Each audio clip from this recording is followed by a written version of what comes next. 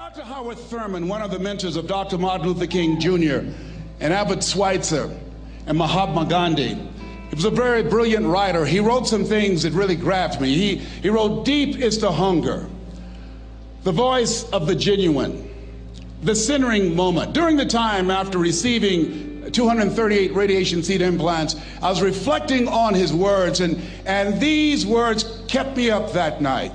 He said, "The ideal situation for a man or woman to die is to have family members praying with them as they cross over."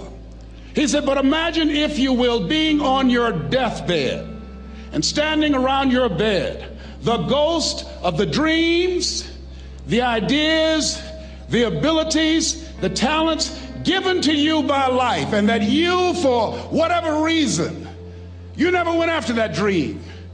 You never acted on those ideas. You never used those talents. You never used those gifts. And there they are standing around your bed looking at you with large angry eyes saying, 'We came to you, and only you could have given us life.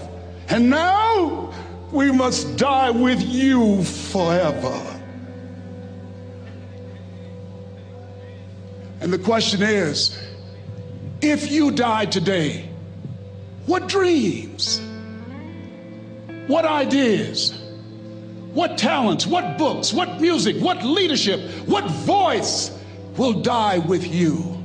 Miles Monroe, great orator and speaker, said the wealthiest place on the planet, it's not in the Far East where there's oil in the ground. It's not in South Africa where there are diamond mines. He said the wealthiest place on the planet is the cemetery, because there you'll find greatness that we've never seen. There you find talent and genius and potential never actualized. Perhaps that's why Henry David Thoreau wrote the words, "Oh God, to reach the point of death, only to realize that you've never lived." Maybe that's why some unknown writer wrote the words, "What if you live your whole life only to discover that it was wrong? That it was wrong.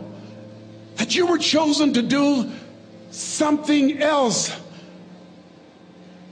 and you didn't do it." Repeat after me, please. Live full. Die empty. I want you to take some notes and some things, and I want you to think about your goals and dreams in the three categories that I mentioned: personal, professional, and your social contribution. How many of you are serious about your goals and dreams? Raise your hands, please. Thank you very much. How many of you don't want to take your dreams to your grave with you? Raise your hands, please. Very good. Shake someone's hand on your right and left. Look them in the eyes and say, "Get out of your head and step into your greatness." Do that right now, please. Say, "Get out of your head and step into your greatness." I want you to write this down. Let us say together, as you think about your goals and dreams, let us say together, "It's possible," together, please. Yes, write that down. See, ladies and gentlemen, as an entrepreneur, I've been an entrepreneur for 20 years. It's my 21st year. I could have been speaking and training for 34 years. But for 14 years, I was living in my head. For 14 years, I stopped myself. For 14 years, I used to go see Zig Ziglar, that I considered the #1 motivational speaker on the planet. Zig Ziglar and Tony Robbins, they're the best on the planet. Bob Proctor, they're the best on the planet. Jack Canfield, Mark Victor Hansen, T. Harv Eckert. I would go and see them, and then I would leave, and my conversation with myself was, my heart would say, "I can do that." And then my mind would ask, how? How would you do that, Les Brown? See, when I was in the 5th grade, I was identified as EMR, labeled educable mentally retarded, put back from the 5th grade to the 4th grade. I failed again when I was in the 8th grade.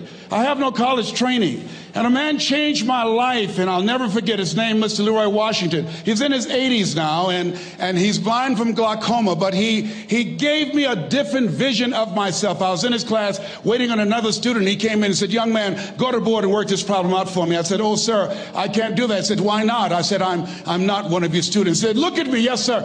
Go to the board and work the problem out anyhow." I said, "Sir, I can't do that." He said, "Why?" I said, "Sir, because I'm educable mentally retarded, sir. I'm in special education."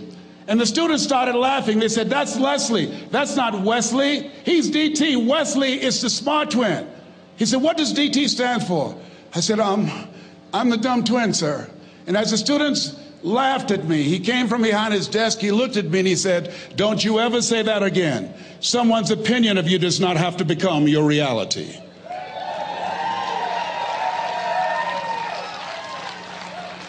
On one hand, I was humiliated, but on the other hand, I was liberated, because he looked at me with the eyes of Goethe, who said, look at a man the way that he is, he only becomes worse.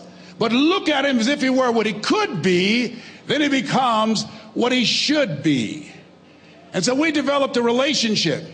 And one of the things that I can just tell you as you think about your goals and dreams, all of us can say in a spirit of integrity that it's possible. That if anybody at any point in time lived their dream, then it's possible that I can live mine.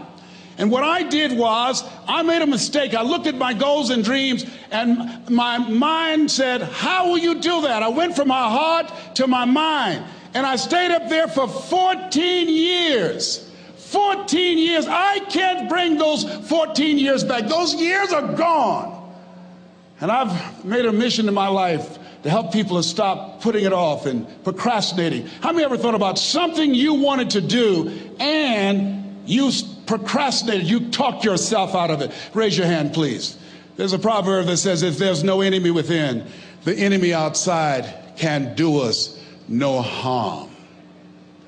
And so, as you look at your goals and dreams, every day we must convince ourselves, we must sell ourselves on that it's possible. Every seminar, every workshop, every book that I've ever read, every speaker that I've ever heard, it interrupted what I was believing about myself. Everything that you do, everything matters. As you go through each day, I know now as I look back at age 63, looking at my life, everything matters. T. Harv is right. How you do anything is how you do everything. And I realized that the choices I was making was based upon how I saw myself. Let us say together, it's necessary. Write that down. It's necessary as you look at your goals and your dreams, it's necessary that you have a strategy and a game plan to change the story that you believe about yourself. And that's an ongoing process. I've discovered, and many people have, that what we do, what we accomplish, what we produce is a result of the story we believe about ourselves. My favorite book says, be ye not conformed to this world, be ye transformed by the renewing of your mind. And so as I began to work on myself, I realized that I'm getting out of one story and stepping into another story. As I become aware of some things, there's still some things I'm not aware of. So I'm still growing, I'm still developing. I'm like the lady who said, Lord, I ain't what I want to be, ain't what I'm going to be, but thank God I sure ain't what I was. But I realize that you have to work on yourself on a regular basis, and write this down, for mental mindset. For mental mindset and stamina. Because things are going to happen to you. I believe that the reason that most people go to their graves with their talents and abilities and skills in them is because of the fact, number one, many are like me. They didn't know that they didn't know and thought they knew. I thought I knew myself, and I really didn't know myself as well as I thought. I've discovered that sometimes people can take you to a place within yourself that you can't go by yourself. The other reason is I was afraid. I never worked for a major corporation. I wanted to speak for corporations. I was afraid I would be exposed because I don't have a college education. I felt inferior because of the fact that I don't have a college education. I allowed that level of fear of failure to stop me. And because I never had any experience in it, I assumed that I could not do it.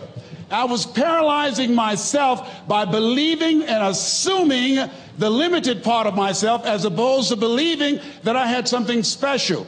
You have something special. There's something you want to do. Because you don't know how to do it doesn't mean that you can't learn. I like something that I heard. You don't have to be great to get started, but you have to get started to be great.